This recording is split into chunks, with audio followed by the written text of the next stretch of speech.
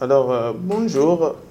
Nous allons intervenir plus dans Lingala pour une meilleure compréhension. Premièrement, nous allons remercier d'abord nos amis de la presse ici présents. Merci pour répondre toujours présent à l'invitation de Bisso. Et nous allons remercier tout nyonso oyo ba soutenir Bisso, oyo ba continuer à soutenir Bisso durant la période où il n'y a pas si toujours traversé. En tout cas, tu sentir, tu constater que tu as Bisso mon côté dans le combat. Vous avez belé, vous avez soutenir Bisso.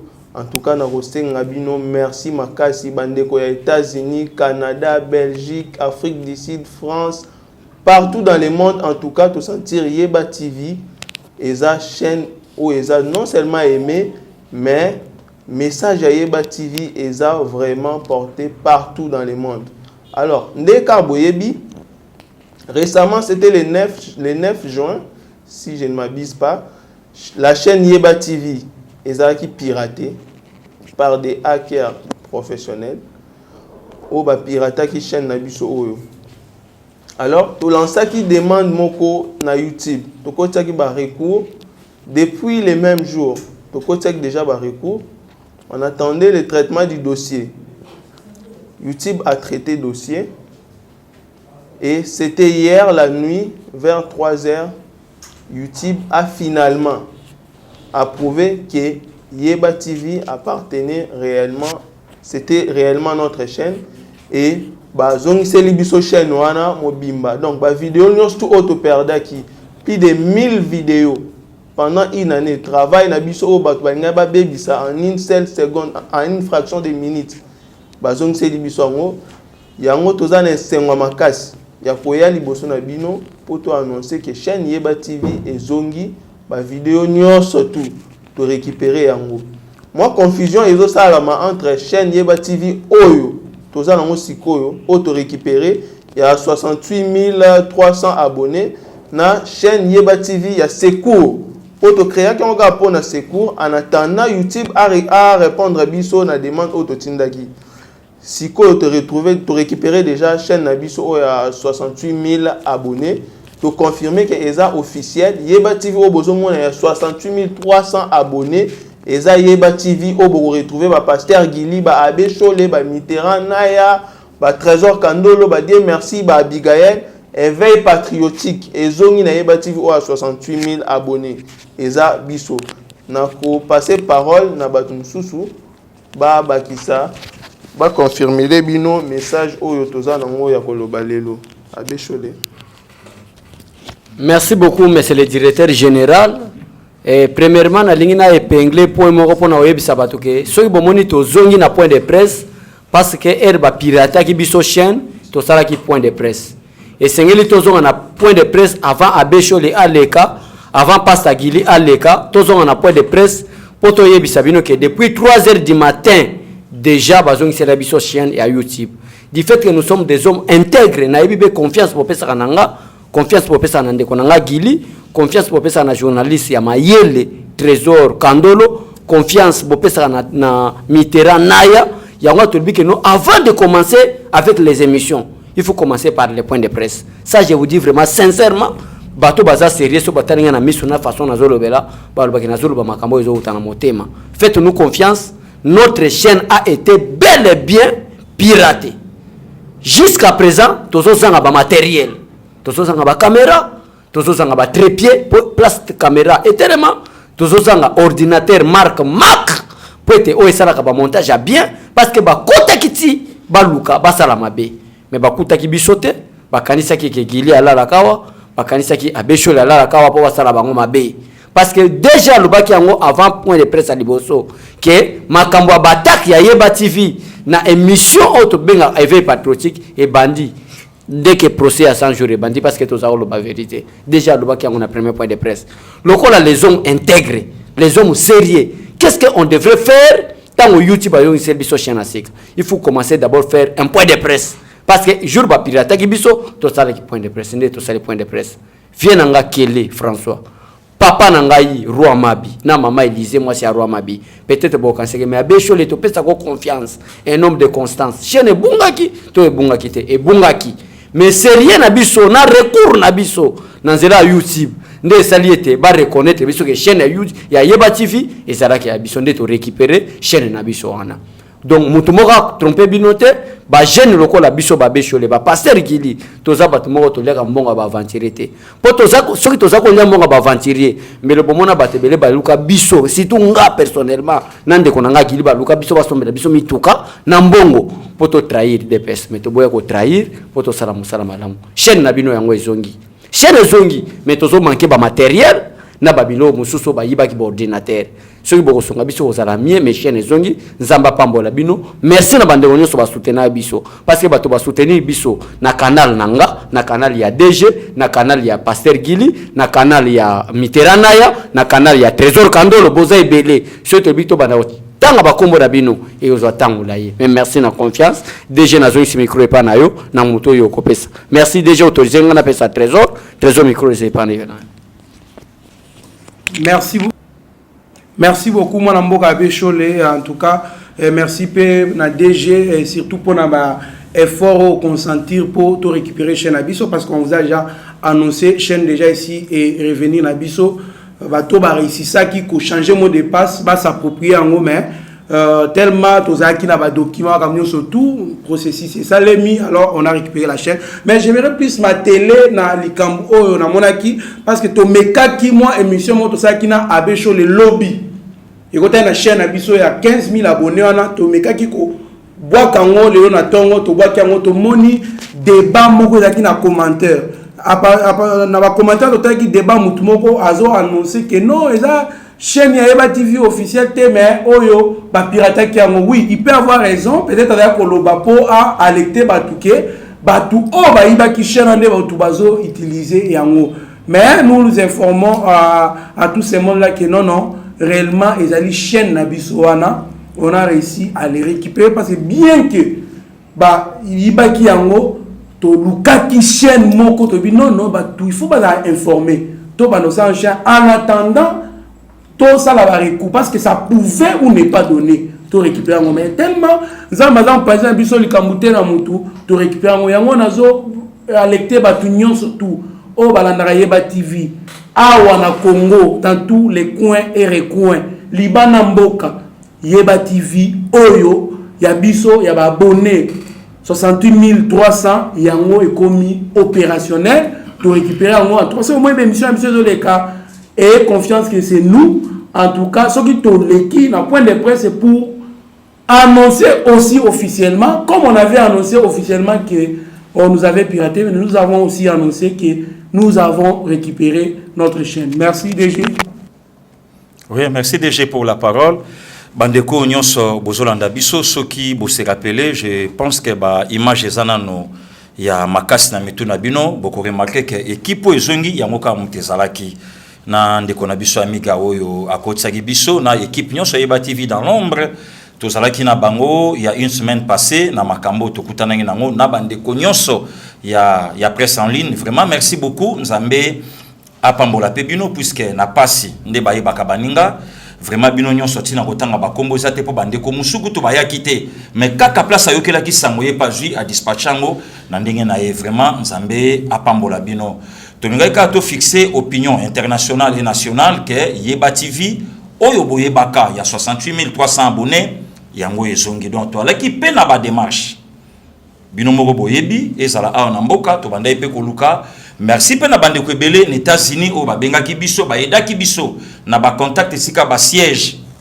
ezali et enfin Dieu a fait grâce depuis 3 heures ya lelo ba zongisi eloko na biso vraiment merci pe courage na bande konyonso ya Yeba TV na confiance au basalaki na musala na bango na notre DGP na effort ya équipe nyonso o toalaki focaliser na ye nzambe abatela DG abatela Bécholé abatela Trésor Kandolo na mon compagnon Miteranaya abiga bande konyonso ba HD ba Meshak ba Rabi nzambe abatela bango vraiment confiance et continuer tosana bino longo mais boyo baketa mu chaîne ezongi ba biloko ebele lelo o chaîne ezangi.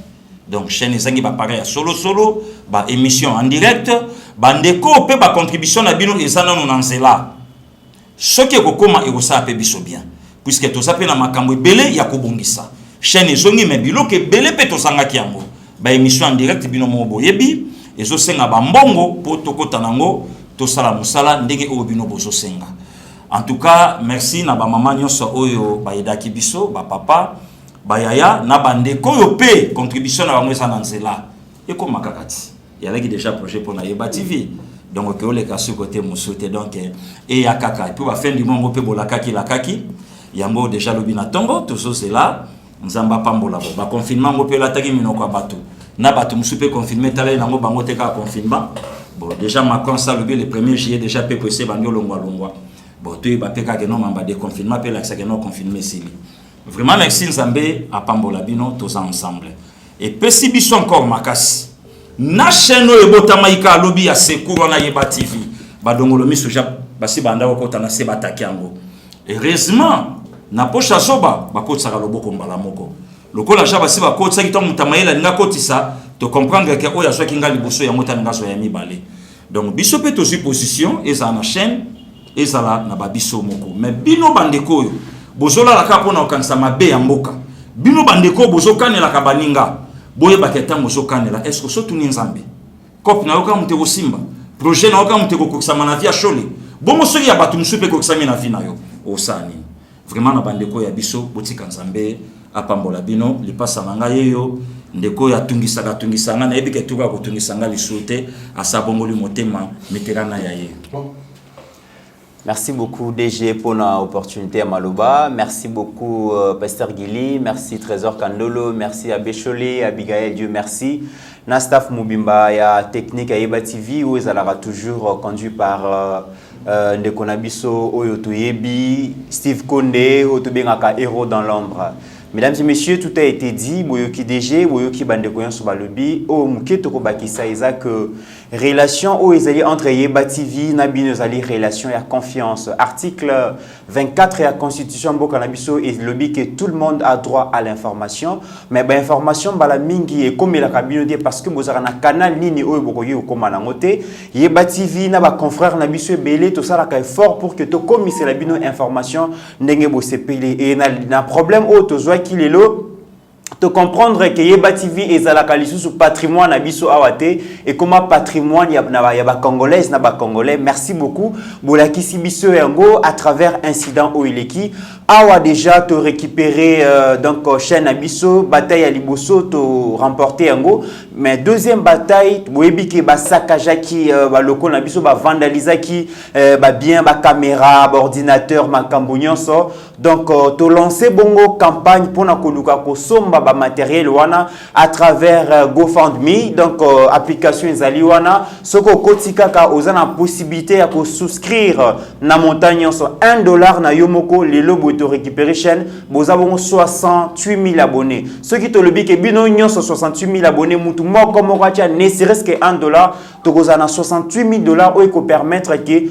tout ça la chaîne ya munene ko permettre que biso nyonso tous allez informer. Boyebi que YouTube, c'est vrai, bande konabiso ya libanda bozana facilité à accéder à internet, kasi na Congo profond, bazana possibilité wanante. Ceux qui to sali chaîne moko local awa et ko permettre que to kendeti na Congo profond to informer bana mboka o bazana besoin d'information, yango wana tozana souci vraiment que bosunga biso parce que soutien na bino ekozala détail. Donc au plafond on a vu 15 000 abonnés, na 15 000 $, 15 000 $ wana et sengeli to somba ba matériel, to somba ba biloko ebele, boyebi ke loyer paye sengeli to futa parce que chaîne ezongi kasi ezaki démo. Voilà, vous êtes sans ignorer que chaîne te récupérer en gros chaîne ezalaki démonétisé et sengeli to lancer les sous processus à monétisation, ça va nous prendre du temps en attendant et sengeli to futa loyer et sengeli to futa peu personnel au bazali awa l'information coûte cher, il y a certaines informations o esomba maka.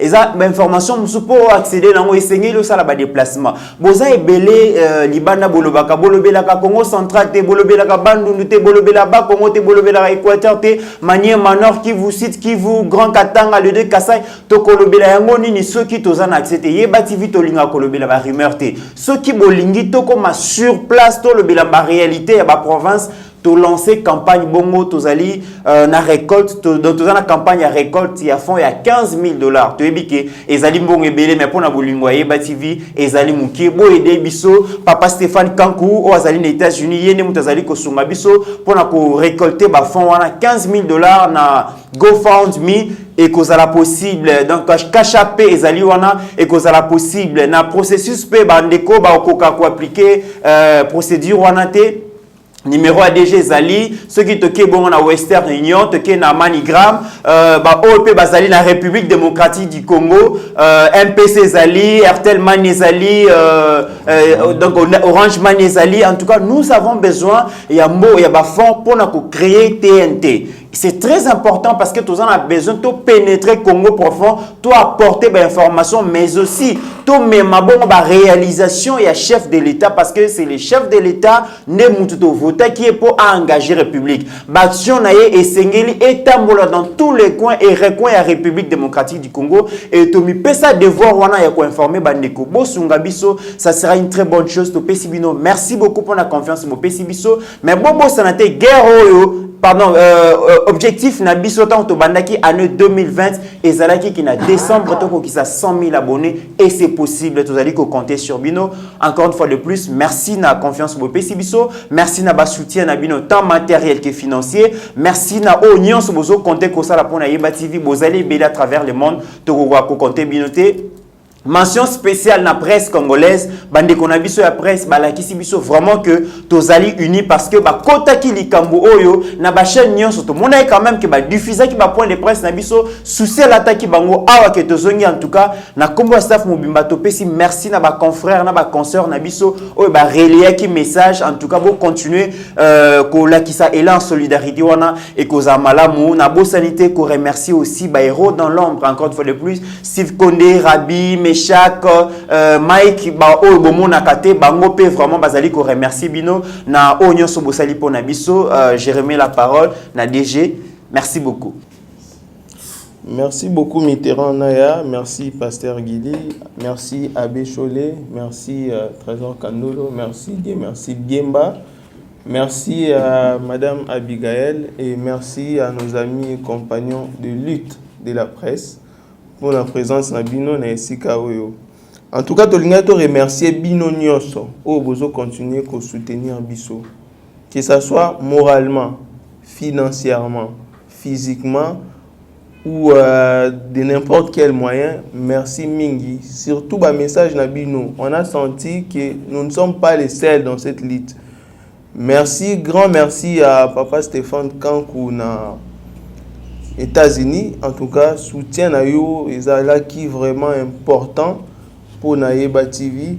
Merci aussi, grand merci à l'équipe Yeba TV parce que pendant ces moments durs, pendant cette période qu'on traverse d'ailleurs, on a senti ces liens, tout sentir que l'équipe est vraiment soudée. Comme un seul homme, on est prêt.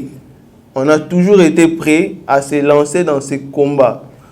Combat oyo tondima to sacrifier ba vie na biso pour l'intérêt général de ces pays, la République démocratique du chef de l'État Félix Antoine Tshisekedi, porteur d'espoir pour un avenir meilleur pour ces pays. En tout cas, mingi eza ya koloba mais to suki na kosenga bino, merci, bo continuer ko soutenir bino.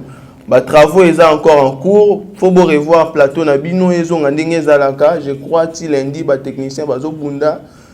Bon, continuez toujours à soutenir Bino. En tout cas, nous sommes déterminés. Tokoti Kate, nous sommes déterminés à servir fidèlement les peuples congolais. Merci.